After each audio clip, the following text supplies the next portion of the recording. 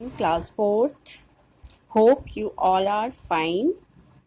So आज हम start करेंगे इस वीडियो में आपकी व्याकरण की पाठ्य पुस्तक का पार्ट 2।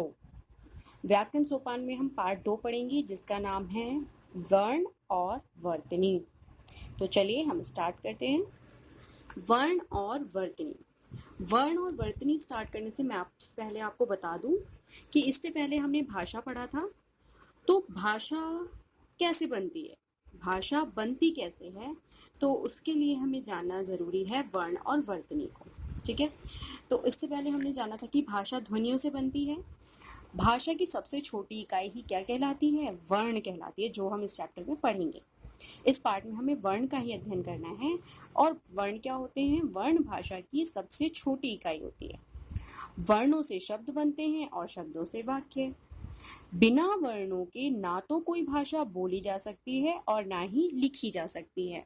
अब आप सोच रहे होंगे वर्ण यहाँ पे भी आया, वर्ण यहाँ पे भी आया, वर्ण यहाँ पे भी आया। ठीक है, वर्ण होता क्या है वर्ण, है ना? तो पहले आपको पता होना चाहिए वर्ण क्या होता है। तो आपने जैसे कि इंग्लिश में देखा होगा, कोई भी हमें सेंटेंस बनाना है तो उसके लिए हमें अल्फ़ाबेट्स का ज्ञान होना ज़रूरी है। Alphabets ABCD A to Z जो होते हैं। इसी तरह हिंदी में भी अगर हमें कोई भी शब्द बनाना है तो उसके लिए हमें वर्णों का ज्ञान होना आवश्यक है। और वर्ण होते हैं अ से लेकर ज्ञ तक जो होते हैं वो सभी वर्ण होते हैं। और इन्हीं अ से लेकर ज्ञ तक का एक व्यवस्थित क्रम होता है जिसे हम क्या कहते हैं? वर्णमाला कहते हैं। तो चलिए पहले हम वर्ण को देखते हैं। वर्ण किसे कहते हैं? वर्ण भाषा की सबसे छोटी इकाई होती है। वर्णों का क्रम ही वर्णों का एक व्यवस्थित वर्णमाला कहलाता है। इसी को ही वर्णमाला कहते हैं। जब वर्णों को एक ऑर्डर में लगा दिया जाता है तो उसे वर्णमाला कहते हैं। अब वर्ण होते हैं कितने प्रकार के? 2 प्रकार के होते हैं। कौन कौन से होते हैं? स्वर और व्यंजन। ठीक है, तो हम उसे भी समझेंगे, पर उससे पहले मैं आपको बताना चाहूंगी कि वर्ण भाषा की सबसे छोटी इकाई क्यों कहे जाते हैं। अभी मैंने आपको बताया कि वर्णों से शब्द बनते हैं, तो जैसे कि मान लीजिए, और शब्दों से वाक्य। तो देखिए, क एक वर्ण है, ल एक वर्ण है। क और ल मिले तो एक शब्द बना कल। इसी तरह आ एक वर्ण है, न और आ की मात्रा लगा दी तो ना भी एक वर्ण बन गया। और इस तरह एक शब्द बना आना। तो क और ल वर्ण मिलके बने कल, वर्ण मिलके बने एक शब्द कल। आना दो वर्ण मिलके बने एक शब्द आना।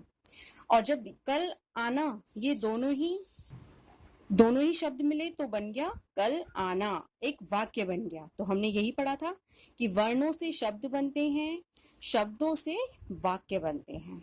ठीक है, तो अब हम देखते हैं वर्ण कितने प्रकार के होते हैं। तो वर्ण होते हैं 2 प्रकार के, स्वर और व्यंजन।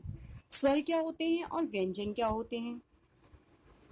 स्वर वे वर्ण होते हैं जिनको बोलते समय हवा मुंह से बिना रुकावट के बाहर निकलती है, कोई रुकावट नहीं आती, तो वो स्वर होते हैं और ये संख्या में होते हैं 11। इसी तरह व्यंजन होते हैं जिन वर्णों को बोलते समय हवा मुंह के विभिन्न भागों से टकराकर बाहर निकलती है, उन्हें कहते हैं व्यंजन। अब मुंह के विभिन्न भाग मतलब होंठ हो गए, गला, दांत, तालु, ये मुंह के विभिन्न भाग हैं। इनसे टकराकर जब निकलती है हवा तो वो वर्ण क्या कहलाते हैं? व्यंजन। जैसे कि आप क, ख, ग, घ बोलेंगे, इन वर्णों को बोलते समय आप देखेंगे कि हवा गले से निकल रही है। वहीं प, फ, ब, भ बोलेंगे तो आप देखेंगे हवा होठों से टकरा रही है।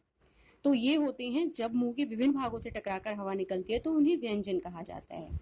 और स्वर जब हवा बिना रुकावट के बाहर निकल जाती है, जैसे कि अ, आ, ई, उ, री, ए, ओ, औ। तो आज हमने स्वर और व्यंजन के बारे में पढ़ा और वर्णों के बारे में पढ़ा। तो वर्णों से ही संबंधित आपका एक गृह कार्य है। आपको स्वर, व्यंजन और स्वरों को जोड़कर एक शब्द बनाने हैं, स्वर एक शब्द की रचना करनी है। जैसे म हलंत है, ये नीचे हलंत होता है, इसका मतलब होता है ये अक्षर आधा हो गया है, और जब इसके साथ स्वर अ जुड़ता है तो ये पूरा म बन जाता है। तो म, अ, ह, आ, न, अ, तो क्या बन गया? महान। इसी तरह आपको ये ख, ग, घ अंगा प्रश्न करने हैं और इनको जोड़कर, व्यंजन और स्वरों को जोड़कर एक शब्द की रचना करनी है। तो आज की वीडियो के लिए इतना ही। धन्यवाद।